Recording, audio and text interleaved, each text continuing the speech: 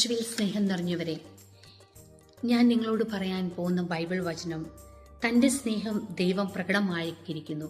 ദൈവത്തിൻ്റെ സ്നേഹത്തെക്കുറിച്ചാണ്. ഈ നോമ്പുകാലത്ത് നമ്മൾ മനസ്സിലാക്കേണ്ട കാര്യം, ദൈവത്തിൻ്റെ സ്നേഹം എന്ന് പറയുമ്പോൾ ദൈവം സ്വപുത്രനെ നമുക്ക് നൽകി. അത്രമാത്രം ദൈവം നമ്മെ ഓരോരുത്തരെയും സ്നേഹിച്ചു.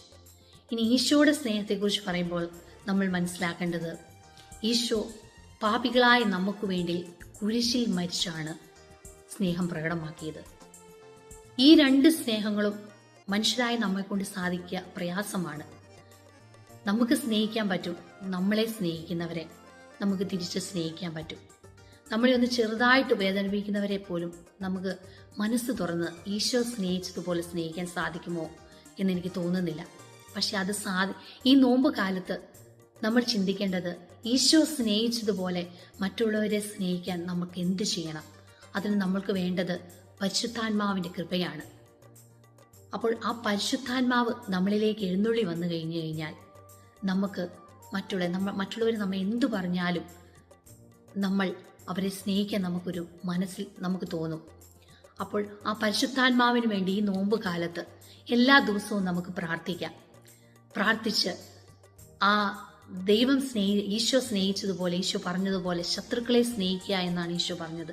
അപ്പോൾ അതുപോലെ മറ്റുള്ളവരെ സ്നേഹിക്കാനും, അത് കുടുംബത്തിലും സഹോദരങ്ങളെയും സുഹൃത്തുക്കളെയും നമ്മൾ ചെന്നെത്തുന്നവരിലെല്ലാം നമ്മുടെ സ്നേഹം മൂലം ദൈവസ്നേഹം എത്തിക്കാൻ ഈശോ നമ്മളെ സഹായിക്കും. റോമാക്കാർക്ക് എഴുതിയ ലേഖനം 5-ാം അധ്യായം 7-ാം വാക്യത്തിൽ പറയുന്നു, നീതിമാനു വേണ്ടി പോലും ആരെങ്കിലും മരിക്കുക പ്രയാസമാണ്. ഒരുപക്ഷെ ഒരു നല്ല മനുഷ്യനു വേണ്ടി മരിക്കാൻ വല്ലവരും തുനിഞ്ഞെന്നു വരാം. എന്നാൽ നാം പാപികളായിരിക്കെ ക്രിസ്തു നമുക്ക് വേണ്ടി മരിച്ചു. അങ്ങനെ നമ്മോടുള്ള തന്റെ സ്നേഹം ദൈവം പ്രകടമാക്കിയിരിക്കുന്നു.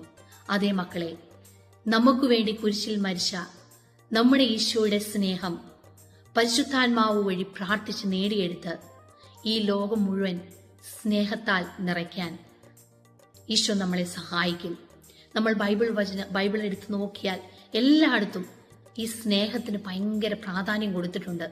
കാരണം സ്നേഹം കൊണ്ട് പലതും നമുക്ക് നേടിയെടുക്കാൻ സാധിക്കും.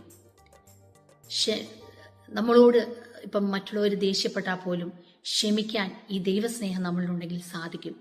അപ്പോൾ ഈശോയുടെ സ്നേഹം നമുക്ക് ഓരോരുത്തർക്കും കിട്ടാൻ വേണ്ടി പരിശുദ്ധാത്മാവിനോട് പ്രാർത്ഥിച്ച് ആ ദൈവസ്നേഹത്തിൽ വളരാൻ നമ്മളെ ഓരോരുത്തരെയും ഈ നോമ്പ് കാലത്തിൽ അനുഗ്രഹിക്കട്ടെ എന്ന് പ്രാർത്ഥിക്കുന്നു.